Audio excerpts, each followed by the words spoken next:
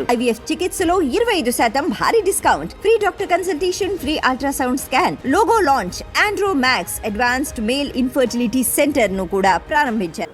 Welcome to PDTV. ఎన్నికల ఫలితాల్లో YCP party ఘోర ఓటమి తర్వాత గుణపాఠాలను నేర్చుకోలేదేమో అనిపిస్తూ ఉంది. ఎన్నికల్లో వైసీపీ పార్టీ ఓడిపోవడానికి ప్రధానమైనటువంటి కారణాల్లో అందరూ చెప్పేటువంటి ముఖ్య కారణం ఒకటి, వైసీపీ పార్టీ అధికారంలో ఉన్నప్పుడు ఆ పార్టీ చెందినటువంటి మంత్రులు, ఆ పార్టీ చెందినటువంటి సీనియర్ నేతలంతా కూడా ప్రత్యర్థుల మీద చులకనగా మాట్లాడడం, వారిని కించపరిచే విధంగా మాట్లాడారు, దుర్భాషలు ఆడారు. కాబట్టి ఏపీ ప్రజలు గట్టిగా బుద్ధి చెప్పారంటూ ఓటమి గల కారణాల్లో ఒక మాటనైతే చెప్తారు. వైసీపీ పార్టీ దురుసుగా ప్రవర్తించింది అధికారంలో ఉన్నప్పుడు అనేటువంటి వార్తను అయితే గట్టిగా అందరూ చెప్తూ ఉంటారు. కానీ ఓడిపోయిన తర్వాత కూడా వైసీపీ పార్టీ ఇంకా గుణపాఠాలు నేర్చుకోలేదు అంటూ ప్రస్తుతం వార్తలు అయితే వినిపిస్తూ ఉన్నాయి. తాజాగా దీనికి సంబంధించి కొన్ని ఉదాహరణలు అయితే చూపిస్తూ ఉన్నారు.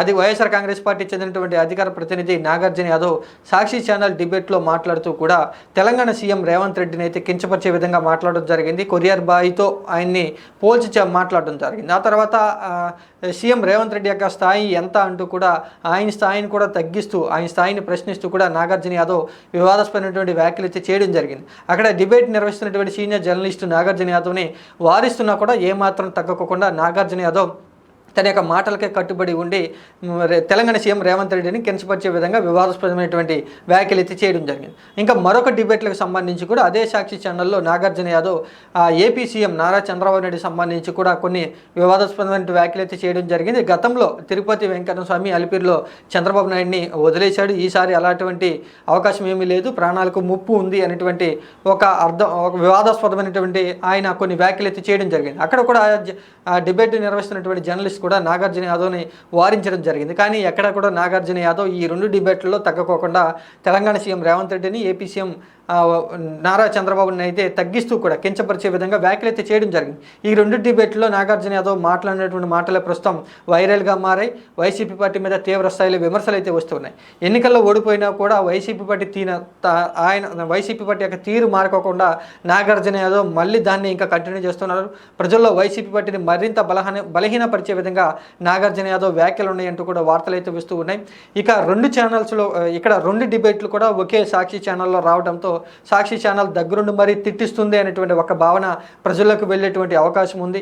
ఇంకా అధికార ప్రతినిధిగా వైఎస్ఆర్ కాంగ్రెస్ పార్టీ యొక్క మనోభావాలను చెప్పేటువంటి నాగార్జున యాదవ్ ఇలా సీఎంలను కించపరిచే విధంగా మాట్లాడారు. కాబట్టి వైసీపీ పార్టీ మీద ఉన్నటువంటి గౌరవం మరింత తగ్గిపోయేటువంటి ప్రమాదం ఉంది అంటూ కూడా వైసీపీ పార్టీ కార్యకర్తలు కూడా తమ అభిప్రాయాన్ని వ్యక్తం చేస్తూ ఉన్నారు. మొత్తంగా ఎన్నికల్లో ఓడిపోయి ఓటమి బాధతో ఉన్నటువంటి వైసీపీ పార్టీని, ఆ పార్టీ చెందినటువంటి నేతలు ఓడిపోయినా కూడా మరింత కించపడే విధంగా మాట్లాడుతూ ఉన్నారు. కాబట్టి వైసీపీ పార్టీ అధిష్టానం ఇలాంటి విషయాల మీద సీరియస్గా దృష్టి పెట్టి పార్టీని పునర్నిర్మాణం చేయాలి. గతంలో ఏదైతే తప్పులు జరిగినాయో ఆ తప్పులను సరిదిద్దుకుంటూ ముందుకు వెళ్ళాలి తప్ప ఇలా అధికార ప్రతినిధులు కూడా మీడియా ఛానల్స్లో డిబేట్లో ఉండి సీఎంలను కించపరిచే విధంగా వివాదాస్పదమైనటువంటి వ్యాఖ్యలు చేయడం ఏమాత్రం తగదంటూ కూడా వార్తలు అయితే వస్తూ ఉన్నాయి. ముందుగా కనుక చూసుకుంటే ఇక్కడ వైఎస్ఆర్ కాంగ్రెస్ పార్టీ చెందినటువంటి అధికార ప్రతినిధి నాగార్జున యాదవ్ చేసినటువంటి వ్యాఖ్యల గురించి అన్ని వైపుల నుంచి కూడా విమర్శలు వస్తూ ఉన్నాయి. ఇక తెలుగుదేశం పార్టీ కూడా ఒక అడుగు ముందుకేసి నాగార్జున యాదవ్ మీద ఒక కేసును కూడా పెట్టడం జరిగింది.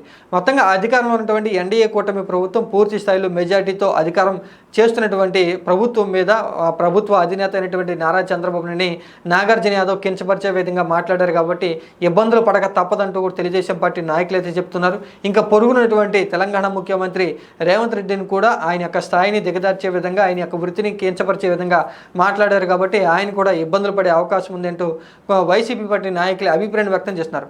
ఇక వైఎస్ జగన్మోహన్ రెడ్డి కూడా పార్టీ అధినేతగా ఇలాంటి అధికార ప్రతినిధులు నోరు జారుకోకుండా, పరిధిని దాటుకోకుండా నియంత్రణ చేయాల్సినటువంటి అవసరం ఎంతైనా ఉంది. అలాగే పార్టీ చెందినటువంటి ఎవరైనా సరే బయటకు వచ్చి మీడియా ముఖంగా మాట్లాడేవారు తమ యొక్క పరిధిలో ఉండే విధంగా వైఎస్ జగన్మోహన్ రెడ్డి ఆదేశాలు ఇవ్వాలంటూ కూడా వైసీపీ పార్టీ నాయకులు అయితే కోరుతూ ఉన్నారు.